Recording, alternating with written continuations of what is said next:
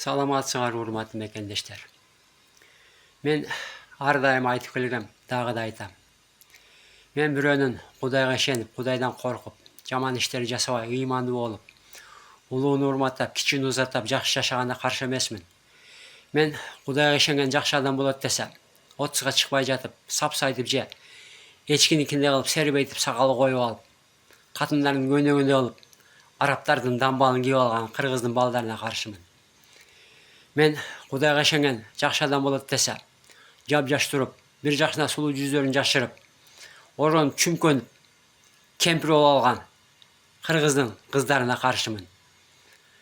Кудай асманда эмес, Кудай мечитте эмес, Кудай Курандын ичинде эмес, Кудай жүрөгүңдө болуш керек.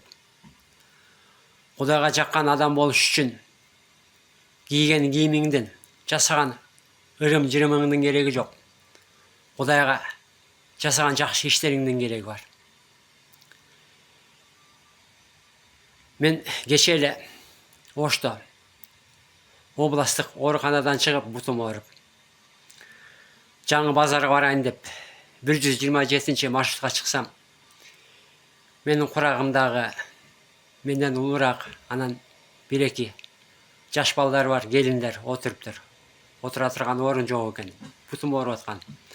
Анан чекеде жолук салынып, эгине чейин оронуп алган жап-жаш 18-20 жаштагы кыз отуруптур. Анан баягы кызга: кызым, келчи мен отуруп алайын, турчу десем, укпайт. Анан дагы кайталадым. Дагы айтсам, турбайын дейт. Неге десем, жөн эле дейт. Кызым, сенин ыймандуу болуп, оронуп, чүмкөнүп алганың эмне? Анан мага мынтип оңараңда сүйлөгөнүң эмне десем, ишиң болбосун дейт. Анан жиним келип кетип: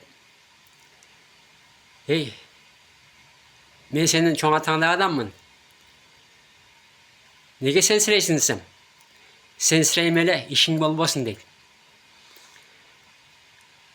Биздин молдокелерге айтайын дейм да, кыздарыңарды ушинтип ороп, чүмкөрдө, улууну урматта, кичүүнү ызатта, жакшы адам бол деп айтасыңарбы? Же оронуп чүмкөнүп, намаз окуп койсоңор эле болду деп айтасыңарбы?